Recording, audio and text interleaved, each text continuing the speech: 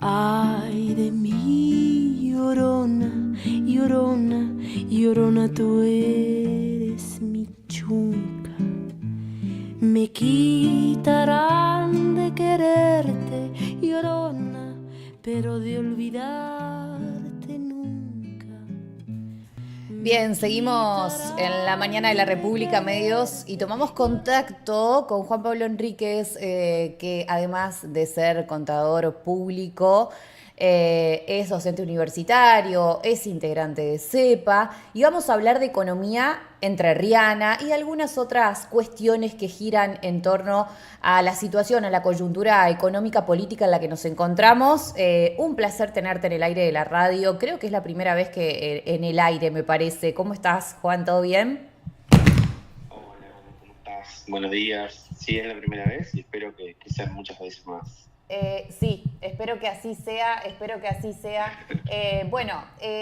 Encontrarnos en una primera instancia con este informe que trascendió semanas atrás, que da cuenta del deterioro en el empleo formal y del deterioro en el sector productivo en la provincia de Entre Ríos, así que la pregunta tiene que ver con los números, en qué situación nos encontramos las y los entrerrianos respecto a esta data. Sí, fíjate que estamos bajo la vigencia de un modelo económico que viene destruyendo el aparato productivo, la industria y el empleo en Argentina. Y lamentablemente mes a mes vamos viendo caída en el número de pymes que cierran y en el número de trabajadores que son despedidos. Esto no es solamente una situación nacional, sino que también repercute en todas las provincias. La nuestra no es la excepción. Datos, si bien ahora en abril todavía no se actualizó, pero se van a actualizar los datos al mes de enero 26. Los datos vigentes que tenemos en la actualidad son de diciembre 25. Imagínate que todavía falta enero, febrero y marzo, que han sido catastróficos en términos de empleo y de industria. A diciembre 25, a nivel nacional, cerraron 22.600 empresas y en la provincia de Entre Ríos, 934 empresas. ¿Sí? Es un número más que preocupante, porque si eso lo trasladamos a la cantidad de trabajadores que han perdido su fuente laboral, debemos decir que en Argentina, a nivel nacional, estamos ya casi llegando a los 300.000, 297.000, y en la provincia de Entre Ríos, 8.363 trabajadores con fecha diciembre de 2025. Estamos hablando del periodo noviembre 23, siempre en diciembre 2025, ¿sí? Juan, Obviamente, sí. estos datos son, me interesa saber si son trabajadores, trabajadoras, en mayoría del sector público o del sector privado. No, son de ambos sectores. En el caso de Entre Ríos, el sector público sí está conjuntamente con la construcción al tope de arriba de los 3.000 trabajadores del sector público que fueron despedidos, conjuntamente con la construcción que está en esa cifra también. Son los que de alguna forma concentran la mayor cantidad de trabajadores que han sido víctimas de la vigencia de este modelo económico, ¿sí? Y en términos de empleadores, es decir, de pymes que han cerrado sus puertas, básicamente podemos mencionar la vigencia de lo que tiene que ver con el comercio, ¿sí? El comercio, servicios profesionales eh, y actividades vinculadas con la industria son las que orillan alrededor de 500 empresas cerradas. Fíjate cómo se va concentrando la cantidad de empresas que van cerrando en función de la actividad que llevan adelante, ¿no? Ajá. ¿Se sabe, Juan, a dónde continúan su actividad laboral estas y estos laburantes? Pues a mí me interesa de sobremanera, digo, ¿qué está pasando? O sea, ¿en qué se transforma ese desempleo? Sí, hay en empleo precarizado. Fíjate que vos que el trabajo de plataformas es una salida laboral en primera instancia para aquellos que salen de la formalidad Claro. e ingresan al mundo de la informalidad, cuestión que de alguna manera viene a incentivar la vigencia de esta nueva reforma laboral en la Argentina.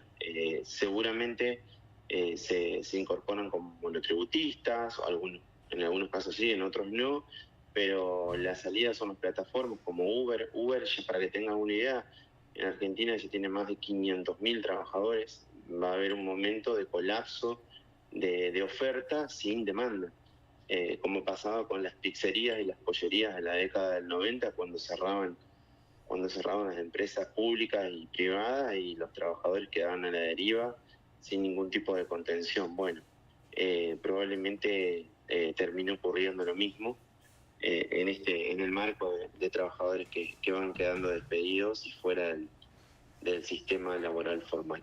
Viste que está este chamullo que me tiene recontra cansada de, bueno, a ver si no, te juro que lo digo con hartazgo, pues me genera rechazo absoluto. Este chamullito de, bueno, que se readecúen y que se sostengan las mejores adaptadas, ¿no? Hay que entender el mundo de hoy.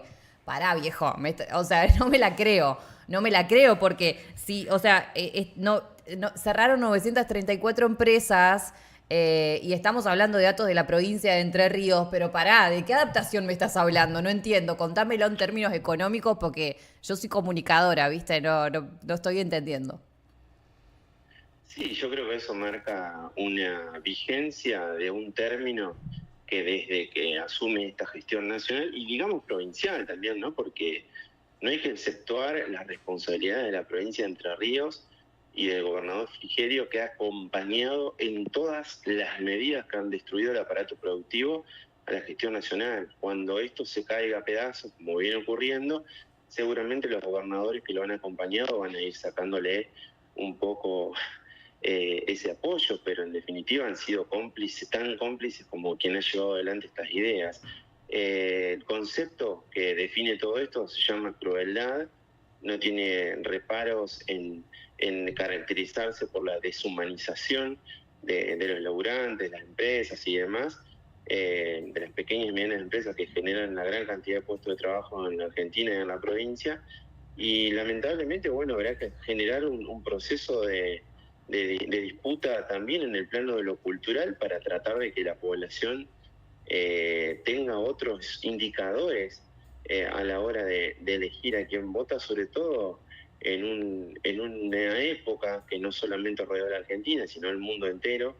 Tenemos un personaje tan siniestro como Trump, que lo que quiere atacar lo ataca, solamente con el objetivo económico y sin mediar ningún tipo de consideración por las cuestiones que pasan en términos del funcionamiento de cada país. Me interesaba también preguntarte en esta data la cuestión de la brecha de género, porque sabemos que estas crisis y que esto sobre todo genera feminización de la pobreza y las mayores desempleadas son mujeres y son las personas jóvenes.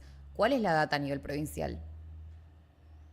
No tenemos desarrollo a nivel provincial, sí se hizo para el 8M un trabajo por parte de compañeras, creo que hay una compañera que la deben conocer muy bien ustedes ahí en San José. La entrevistamos, sí. Denis, ella ha sido un poco la comandanta de todo este proceso, pero sí, es un fenómeno de destrucción del empleo que siempre termina afectando en mayor cuantía a las mujeres, ¿no?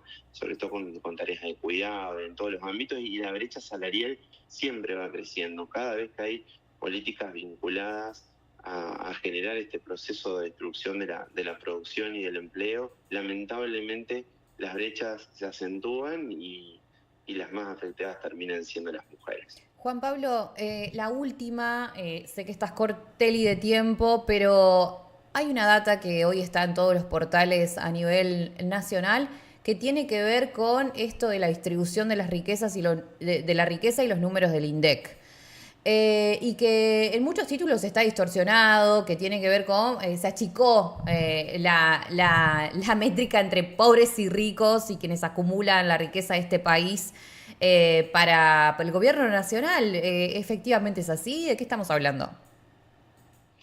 Sí, es muy difícil en este caso poder analizar con seriedad todo lo que se desprenda del INDEC. Lamentablemente, que un país no tenga estadísticas serias, sinceramente genera muchísimos inconvenientes a la hora de evaluar la realidad. Vos fíjate que que indican que bajó la pobreza, según la data de la semana pasada, cuando tenemos récord de caída de consumo, de pérdida de empleo y de cierre de pequeñas y medianas empresas. Hay una contradicción flagrante entre lo que se ve en la realidad y lo que anuncia el INDEC, que parte de una canasta que tiene más de 20 años, del año 2004, perdón, tiene 22 años de vigencia, es una canasta donde, por ejemplo, los servicios tienen una subestimación preocupante. No hay una consideración en términos de prorrateos para que los servicios tengan la incidencia que realmente tienen en los bolsillos de las familias argentinas y entrerrianas. Lo mismo pasa con el alquiler, que prácticamente no se considera, o en todo caso va en un porcentaje del 0 al 4%, cuando en realidad para las familias que pagan alquileres estamos hablando de porcentajes mucho más importantes, que inclusive a veces superan hasta el 50% de los ingresos. Hay una subestimación y una incorrecta valoración de los indicadores de inflación que obviamente terminan repercutiendo tanto en la pobreza como en términos de la distribución de la riqueza. Como los números de la formalidad económica no le han sido positivos, ellos han utilizado indicadores mentirosos a la hora de medir los ingresos de los trabajadores informales. Y es ahí donde se suscitan inconvenientes que no le dan seriedad a todo lo que de ello depara. De hecho, en enero pasado renunció el director del INDEC, que venía siendo bastante condescendiente con las sugerencias que hacían desde el Ejecutivo Nacional y de Economía. Estoy hablando de Marcos Lavagna, justamente en descontento con las presiones recibidas y por la imposibilidad de aplicar indicadores más cercanos en el tiempo que provenían del año 2017-2018 y que de alguna manera iban a tener una perspectiva un poco más cercana a la realidad de lo que estamos viviendo en la actualidad. Tomaría con pinzas todo eso.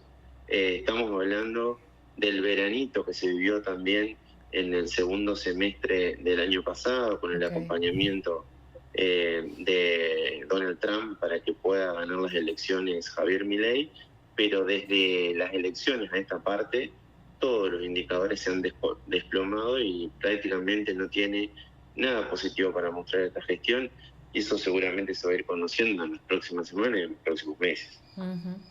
Te agradezco mucho el diálogo, un placer tenerte en el aire y bueno, gracias por toda esta datita económica que siempre es necesaria bajarla un poco a la cotidianeidad, así que te agradezco mucho. A vos, Ana, te mando un abrazo gigante y quedo, como siempre, a disposición para poder charlar. Un abrazo grande para vos, un abrazo grande. Un abrazo grande. Hasta luego. Juan Pablo Enríquez es contador, además es docente universitario.